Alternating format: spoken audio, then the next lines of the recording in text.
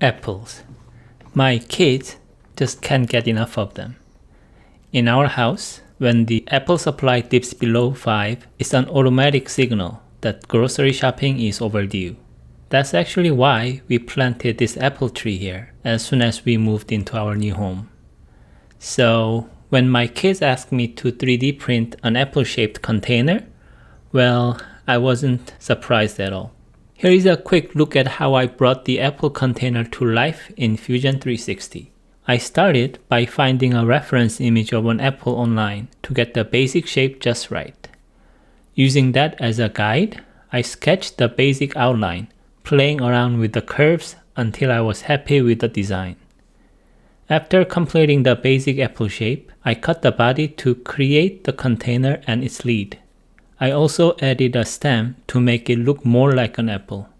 To secure the lid to the body, I incorporated a J-slot mechanism so it locks in place snugly. After some fine-tuning, I was ready to 3D print.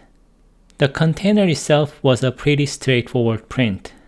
With its flat bottom and no extreme angles, there wasn't much to worry about, except for the seams. I wanted the seam on the body and the lid to line up perfectly, so I manually painted exactly where it would go. Other than that, it was a smooth printing.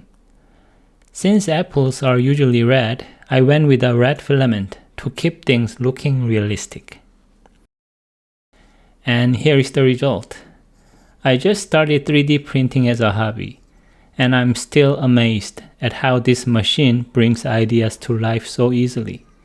I'm really excited about how these prints turned out. As someone new to 3D printing, I found the lid to be a bit of a challenge. It has a hollow bottom and ceiling, which meant it needed support during the printing. Initially, I considered following the slicer's recommendation, printing it upside down, but quickly realized that it would leave visible marks where the supports touched the surface. Since this was the outer part of the lid and I wanted to look clean, I wasn't sure I would have the patience to sand it perfectly. So I decided to flip the lid and build the support inside.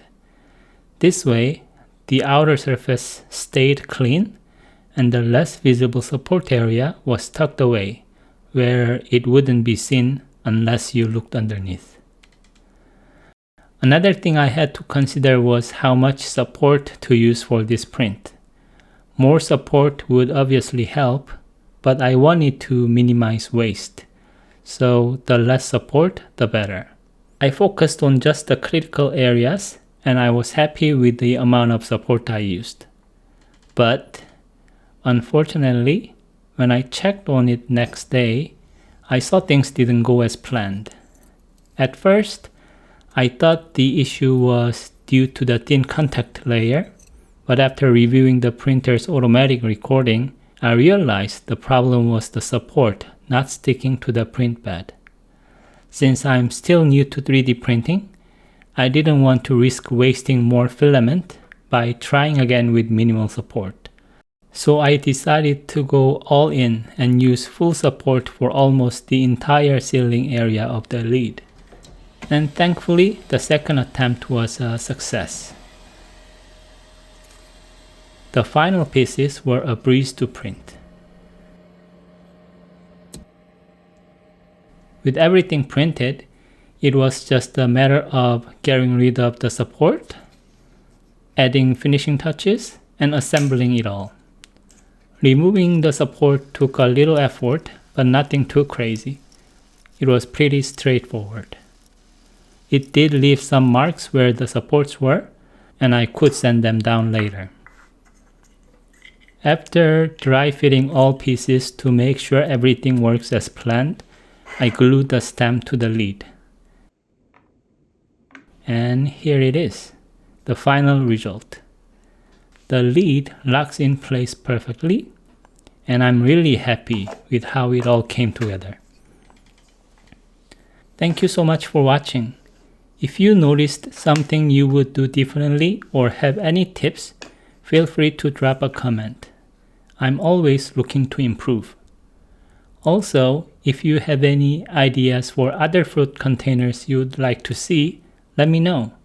I would love to design and share them with everyone. If you want to print your own apple container, I have included a link to the file in the description below. This is it for the video. If you liked this video, please leave a comment, give it a like, and hit that subscribe button. It really means a lot to me. Thank you again, and have a wonderful day. Bye.